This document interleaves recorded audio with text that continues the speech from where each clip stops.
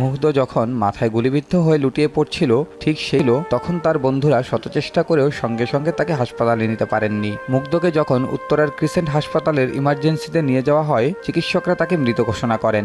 মুগ্ধর বন্ধু আশিক এভাবেই ফেসবুকে সেদিনের ঘটনার বর্ণনা দিয়েছেন।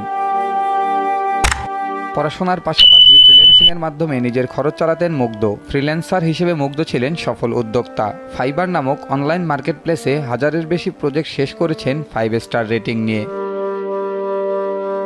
মুগ্ধর ফেসবুক জুড়ে আন্দোলনের সমর্থনে অসংখ্য স্ট্যাটাস, তাতে বৈষম্য বঞ্চনা থেকে তৈরি হওয়া ক্ষোভের বহিঃপ্রকাশ। মৃত্যুর আগের দিন সারা দেশে হামলা রক্তাক্ত ছবি দেখে লিখেছিলেন, এই আহাজারি সইতে পারছেন তো।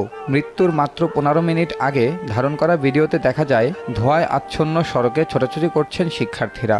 এর মধ্যে পানি ও বিস্কুট হাতে নিয়ে ছুটছেন মুগ্ধ।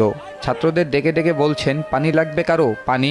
ভিডিওতে দেখা গেছে অনেকেই তার কাছ থেকে পানি পান করছেন। কাঁদানো গ্যাসের ঝাঁঝালো ধোঁয়ায় বেশ কয়েকবার চোখ মুছতেও দেখা গেছে মুগ্ধকে। সেদিনকার ঘটনা সামাজিক যোগাযোগ মাধ্যমে বর্ণনা করেছেন মুগ্ধর বন্ধু নাইমুর রহমান আশিক। তিনি লিখেছেন, আমরা ইষ্টি কুটুমের মুখোমুখি হয়ে রোড ডিভাইডারের উপর বসলাম একটু বিশ্রামের জন্য। প্রথমে জাকির, এরপর মুগ্ধ আর সবশেষ আমি। হঠাৎ সবাই আমির কমপ্লেক্স আর রাজুক কমার্শিয়ালের ওই দিক থেকে দৌড়ে আসছে। আমরা দেখলাম কিছুটা ধীরগতিতে উঠব ভাবলাম।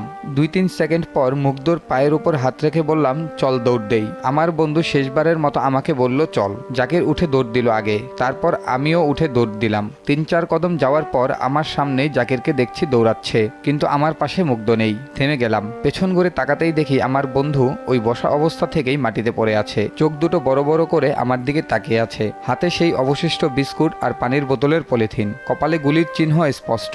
আমি চিৎকার করলাম, জাকির, মুগ্ধ গুলি খাইছে।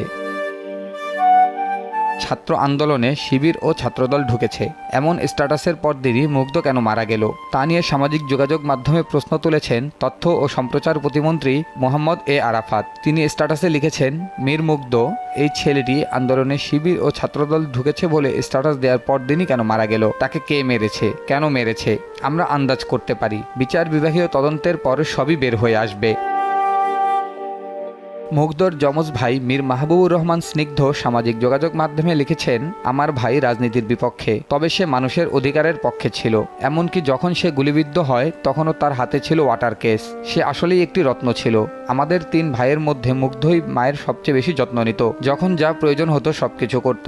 সে প্রায়ই বলতো জীবনটা বড় হওয়া দরকার, লম্বা নয়। হ্যাঁ, সে সত্যি এটা সঠিক প্রমাণ করেছে।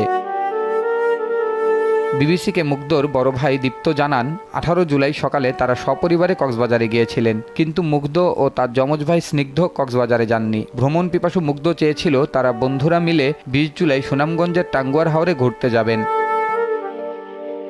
মুগ্ধর গ্রামের বাড়ি ব্রাহ্মণবাড়িয়ায়। জন্ম 1998 সালে উত্তরায়। দাফন হয়েছে এখানেই। উত্তরার ইসলামিক এডুকেশন সোসাইটিতে প্রাথমিক ও Uttara high school and college থেকে এইচএসসি সম্পন্ন করেন। 2019 সালে ভর্তি হন খুলনা বিশ্ববিদ্যালয়ে। লেখাপড়ার পাশাপাশি ফুটবল খেলোয়াড়, গায়ক, গিটারিস্ট ও সংগঠক হিসেবে সুনাম ছিল তার। বিশ্ববিদ্যালয়ের সবচেয়ে বড় অনুষ্ঠান শিক্ষা সমাপনী 2023-এর কনভেনর ছিলেন স্কাউট গ্রুপের ইউনিট লিডার।